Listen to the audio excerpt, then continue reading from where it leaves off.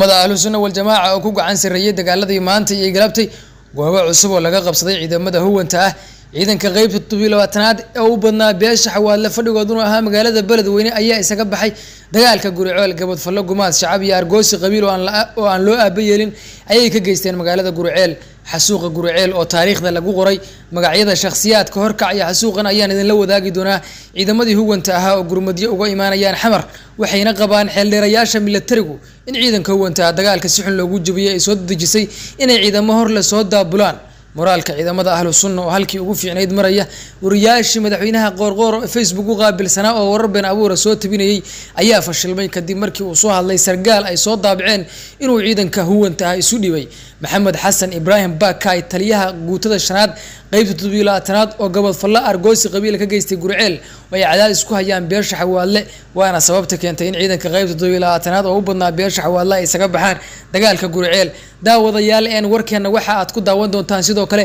goobaha caawi la kala joogo iyo sidoo kale caawi waxa ay ku kala seexatay xaaladda magaalada Guriceel dhaawacyada tirada dhimashada iyo sidoo kale cidda lagu jabiyay dagaalkii maantay yaa haysta magaalada Guriceel badankeeda ama goobihii maantay la isku farasaaray barnaamijkeena ayaad ku daawan doontaan qodobadaas iyo kuwa kale oo xiiso badan waxaynu idin ka codsanaynaa daawadayaal ku soo birtaan bogeena YouTube ee wararka 24 online sidoo kalena muuqaalkan like inoo saara si uu dad badan u gaaro una shargareeyo asxaabteena sidoo kalena saaxiibadeena waxaan ka codsanaynaa inay follow soo dhahaan bogeena Facebook ee Kabtan Caduunlaan ku mahadsanid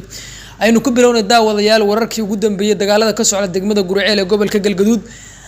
degmada Guriceel waxa maalintii saddexaad oo xiriir ka soconaya dagaal culus oo u dhaxeeya ciidamada huwanta ah iyo ciidamada taabacsan ururka ahlus sunna wal jamaa ee xaqdurka ah dagaal culus ayaa saaka ka qarxay xaafadaha koonfureed oo fariisin u ahaa ciidamada huwanta ah dagaalkaasi oo galabtii casar liiqi istaagay waxa ka dhashay khasaare xoogan oo isugu jira dhimasho iyo dhaawac labada dhinac ah taliyaal ciidan oo sidoo kale taliyaasha howlgelinayay militariga Soomaaliya iyo sidoo kale kuwa Galmudug ayaa la soo sheegay in dagaalkaasi ay qaybna ku geeriyootay qaybna u dhaawacyo culus ka soo gaareen ciidamada ahlus sunna oo dagaalkan guulo waaweyn ka gaaray ayaa hareereeyay difaacyadii xaafadaha koonfureed ku lahaayeen ciidamada huwanta ah oo uu dagaalku ka socdo wararka ayaa intaasi ku daray in la go'doomiyay ciidanka huwanta ee ku sugnaa goobahaasi iyadoo laga jaray tuubooyinkii biyaha iyo korontada iyo meelihii gurmadiyada iyo dhaawac u mari lahaa waana mid soo dejisay daawadayaal in ciidamo kale oo gurmadiyaha xamar laga soo daabulo taliyahorinadii taliyaasha howlgelinta ciidamadii huwanta ah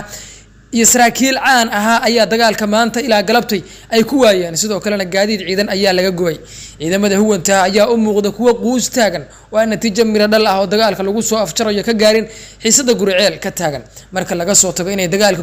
ku dhamaadeen 17 sargaal oo caan ahaana looga dilay ciidamada ururka ahlus sunna wal jamaa ayaa difaacada ka samaystay aaga iyo difaacyada xaafadaha koonfureed iyo goobihii saaka ay ka qabsadeen ciidanka huwanta ah caaway ayayna ku sugan yihiin kuna hooyanayaan ciidamada ahlus sunna wal jamaa waxay u muuqdaan rag aan si fudud noocooda dhulka loo dhigi karin ilaa ninka ugu dambeeya ka dhimanayo caaway waxa lagu kala hooyanayaa ciidamada huwanta oo ku dhumaalaysanaya goobo cayiman oo ka tirsan xaafadaha koonfureed iyo ciidanka ahlus sunna wal jamaa oo ay gacanta ugu jirto guud ahaan magaalada Guriceel marka laga reebo qaybo kooban oo ka tirsan xaafadaha koonfureed ee magaalada Guriceel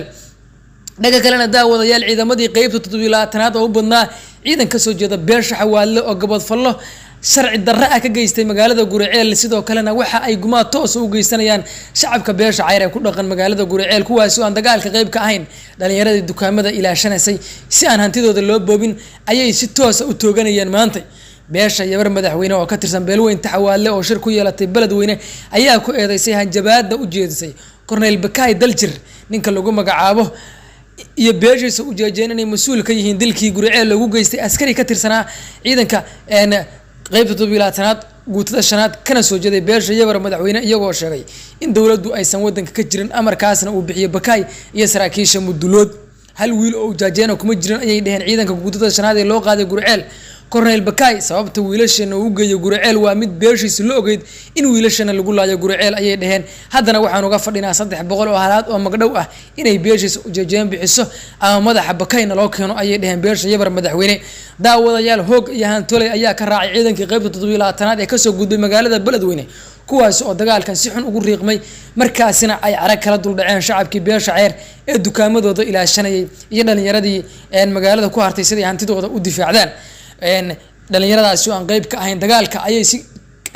ku talagal ah u toogteen dhanka kalena daawadayaal waxaan idin la wadaagi doonaa dadka ama dadka madaxda ka ah xasuuqa Guriceel ka soconaya maalintii saddexaad ee loo raacan doono sidoo kalena maxkamad la soo taagi doono maalin dadkaasi waxaa ka mid ah taliyihii ururka 15aad ee ciidamada qaybta 12aad General Mas'uud Maxamed Warsame waxaa ka mid ah xildhibaan hore Mahad Maxamed Salaad oo kursi dhiig la raadinaya madaxweynaha Galmudug ayaa ka mid ah Axmed Cabdi Kaariye Qoorqoor sidoo kalena waxaa ka mid ah madaxweynaha mudxuleedkiisu dhamaaday Maxamed Cabdullaahi Farmaajo taliyihii booliiska gobolka Banaadir Farxaan Maxamed Maxamuud Qoroole oo dagaalkan ku dhaawacmay ayaa isaguna ka mid ah dadkaasi taliyaha ciidanka xoogga dalka Soomaaliya General Odawa Yuusuf Raagan ninka ku magacaaban ayaa isaguna ka mid ah oo aan dagaalkii Camaara iyo koonfurta gobolka Mudug lagu arkin sidoo kalena waxaa la arkaya Odawa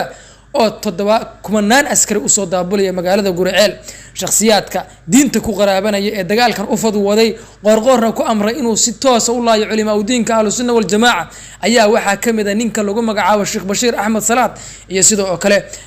la taliyaha amniga madaxweynaha mudxuleedkiisu dhamaaday Farmaajo Fahad Yaasiin Xaaji Daahir waxaa jira shakhsiyaad oo ka mid ah shakhsiyaadkaasi kuwaasi oo amarada bixinaya daawadayaal caaway